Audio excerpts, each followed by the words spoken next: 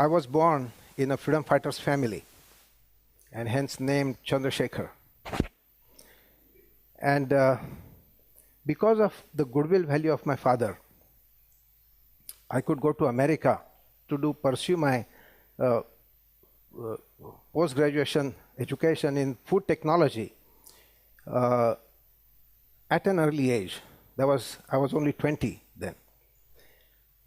And after finishing the education, I started working in a food industry. And one of my last job was to work on the prefabricated potato chips. You may be having or eaten Pringles. Everything was going really well. I was enjoying that job, the freedom, and it was already 5.5 years doing all this. I was in America. My father, who was a freedom fighter, he used to write me beautiful letters, long, beautiful letters, through which he taught me the power of a just society. He also taught me why I should come back to my village and work for the farming community. One day, over a dinner table, my American roommate asked me a question: why every Indian who comes to our country for a study purpose and never goes back to his own country? Is your country, India, really that bad? I couldn't answer that question that moment. I also could not sleep that night. All I did was I drove to my work next morning and I resigned to come back to my own village to build my own America. I came back, thank you, in 1976, end of 76, got married to Anuradha, who is a cancer immunologist, and we decided to be a farmer couple. We worked hard year after year. At the end of 10 years, what we found out that there is no dignity for us in the society. We had no financial stability, and also there was a lot of mental strain. This is the same thing that happens in the case of farming community of this country today also. And it's the duty of a just society to give this dignity to this hardworking person, the farmer. So, farmer risks his livelihood, he risks his happiness, and he continuously producing food for the society. But at the end of it, he gets loss of dignity. Excuse me. So it's the duty of a just society to work, to think of a farmer, to give him that dignity for his hard work. And how can a farmer get dignity in his life? Farmer can get dignity by giving happiness to his city counterparts, by sharing his knowledge about food production. So we have these various examples.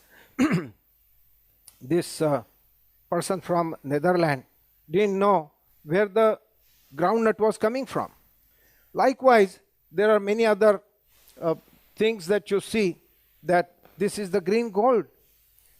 People from city, our brothers and sisters from city don't know how this solar energy gets converted into food, and food is something without which we cannot survive.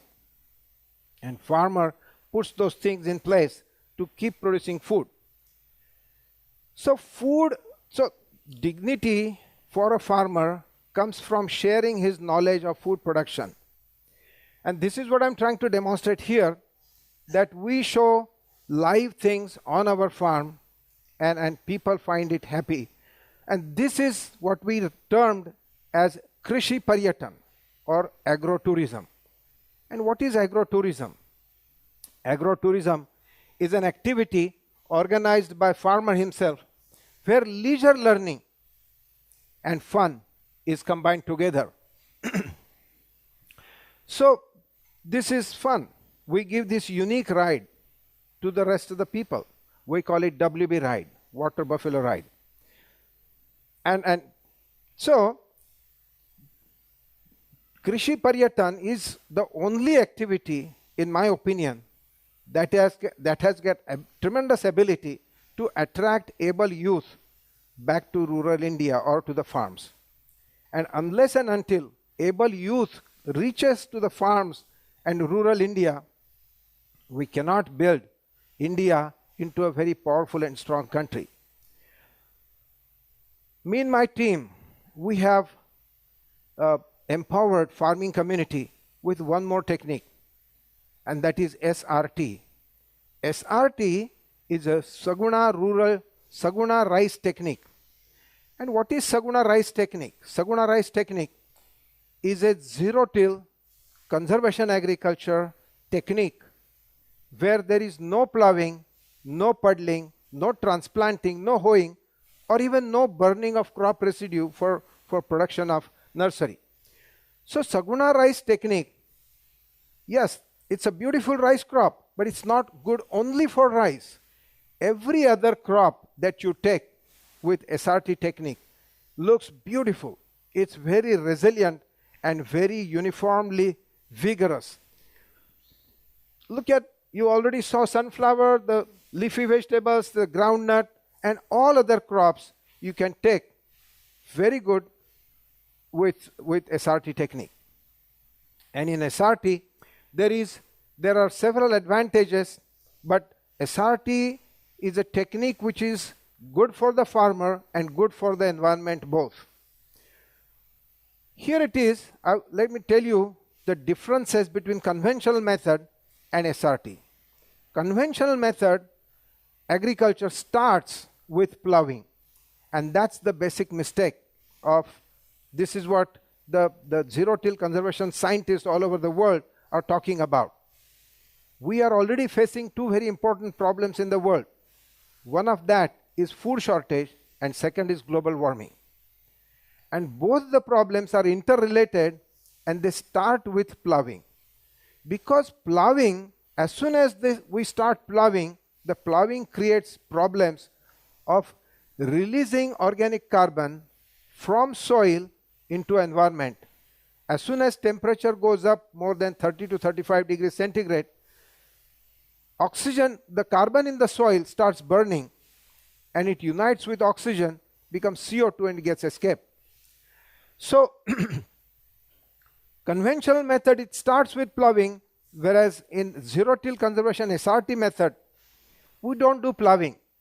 Once we make the beds, permanent beds, those beds, we don't have to plough the land for next 20 years.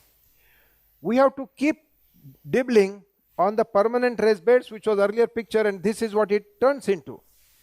We get wonderful crop. That crop is not only double the yield, sometimes it is triple the yield. Very high amount of productivity and the farmer becomes happy. Have you ever seen a farmer who is happy farmer? Has he ever said that, yes, I've become happy because of farming profession? Or have you ever asked a question to maybe 10 farmers, how many of you would like to make your son or daughter to be farmer in the field? Nobody says yes. No farmer wants his son or daughter to become a farmer.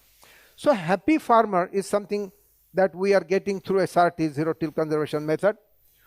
Another very important thing that this is what, it's a big complaint issue for rice related farming, where rice farmers have to burn organic matter and crop residue for preparing their nursery beds. In SRT, we have stopped it completely. There is no burning of crop residue, whereas on the permanent raised bed in the dry soil, the work has become so easy that the whole family enjoys working in the field. And this is something very important gain, that the labor requirement has reduced a great deal. Then the rice crop, if you know, attracts a big complaint, attracts a big issue that rice gulps a lot of water. For your information, to produce 1 kilo of rice, nature spends 3,000 liters to produce 1 kilo of rice. So you can see this conventional method is involved with puddling of soil, puddling of land.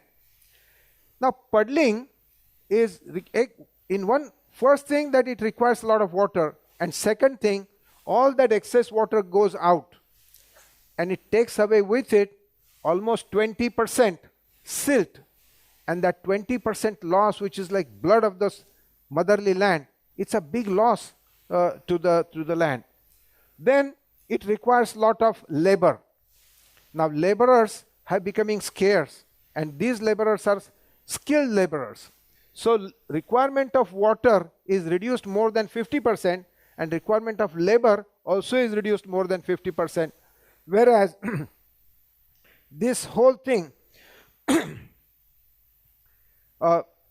with SRT method, this is a fantastic thing. You can see this as a 1 month growth of without tillage and just direct seeded crop. One more very important thing, that conventional method demands a lot of gobar manure or vermicompost. Whereas gobar manure or vermicompost, they are made up of top portion of the plant, which is cellulose, and that's why that molecule of carbon is a weaker molecule of carbon as compared to the roots of the previous crop. In SRT, we leave the roots of the previous crop in situ to decay slowly, and this gives wonderful crops. You can see these stubbles of the previous rice crop that are left in the soil.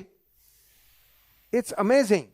There are 2 lakh stubbles per hectare, and we measured them after desiccating them in the oven at 75 degrees for 24 hours, and we found out that they are actually adding 26 tons of evenly distributed organic matter into the soil.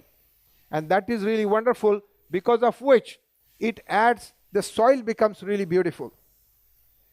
And it is beautiful, it's light, it's got nice fragrance. And it has, as the organic carbon goes up, it starts going up more than 1%. And here you can see Saguna Baug has proved within 3 years with SRT technique, it has gone to 2.14%. And this is a wonderful thing if you understand the soil science.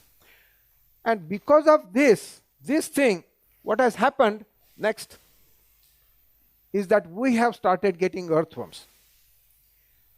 Showing earthworms in the paddy field was the first time in the whole world. Now imagine 50%, 60% people in the world eat rice. That much area, the rice is grown. Whereas it was for the first time that it is 2,000 farmers in Maharashtra are now able to show presence of earthworms in the paddy field. And as the earthworms came, everything else starts falling in place. Birds followed it. Let's see more. The butterflies. This is all wonderful things that we are seeing. Butterfly congregation, never seen in my whole life before. Even butterfly experts came and they said this is not a very common phenomenon even in India. But because of SRT, increased organic carbon, these are all things that are falling in place. The nature is coming into its own picture. SRT is a climate smart method of farming. This is a farmer which is conventional method. In 2014, 15 and 16, 3 years there was drought. And this was the spate of the farmers. They failed miserably, but SRT performed very well. Similarly, in other years like 2011, 2012 and 13, both years there was heavy rain. All the fields, paddy fields, they became like big ponds. They were flooded so much, but even that condition also, paddy performed very well. This is a climate smart agriculture. And all this is in operation. Tremendous amount of enthusiasm It's not only is in operation, but the input costs, various input costs have reduced to 50%, and the productivity has doubled. So this is what is bound to happen. The whole village after village is becoming very happy. In short, what we want to say, that the movement has started. There have been many technologies. There are many technologies already available. But it is needed that the movement must begin, and it has happened in case of SRT. So this is how I can confirm that we certainly have a technique which has got potential to give enough to make it really prove that it's a just society. And along with it, we are also able to combat climate change at the same time. Thank you very much.